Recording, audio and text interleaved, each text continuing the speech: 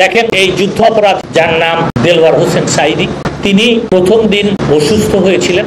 অসুস্থ হওয়ার পরে তাকে হাসপাতালে ভর্তি করা হয়। হাসপাতালে তিনি মৃত্যুবরণ করেন। আইনের বিধান আছে যে জেলখানায় যদি কেউ মারা যায়, এবং যে জিনিসটা আমাদেরকে, যে অধিকার থেকে আমাদের সব বঞ্চিত করা হয়েছে, যে যাকে হত্যা করা হয় বা যে অস্বাভাবিকভাবে যার মৃত্যু হয়, it is imperative, the law says, যে তার একটা পোস্টমর্টেম হয়। বঙ্গবন্ধুর কিন্তু কোনো পোস্টমর্টেম হয়। বঙ্গবন্ধু পরিবারের 17 জনকে কিন্তু কোনো পোস্টমর্টেম করা হয়।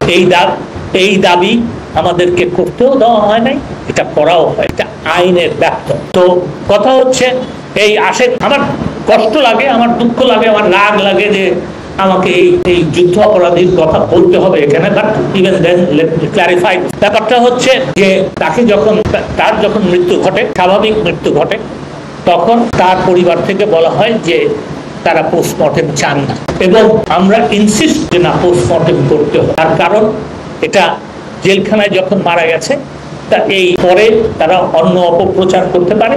আমরা বলেছি যে না, পোস্টমর্টেম করতে হবে। স্বাভাবিক মৃত্যু হয়েছে কিনা এটা পোস্টমর্টেম থেকেই আসে, এবং সেই পোস্টমর্টেমের সকল প্রস্তুতি যখন নেওয়া হয়েছে, তখন তারা আবারও বলেছে, এবং তারা তার যে দলের অনুসারী, এই দলের অনুসারী, সেই দলের নেতৃবৃন্দ এবং এই যুদ্ধ অপরাধীর পরিবারের সদস্যরা, তার ছেলে এখানে আছে, তারা সকলে বলেছে আমরা লিখিত দিব যে এটা স্বাভাবিক মৃত্যু হয়েছে, এবং আমরা, এবং সেই কারণেই তাকে পোস্টমর্টেম, সেই লিখিতটা পাওয়ার পরেই তাকে পোস্টমর্টেম না করে তাকে ছেড়ে দেওয়া হয়েছে।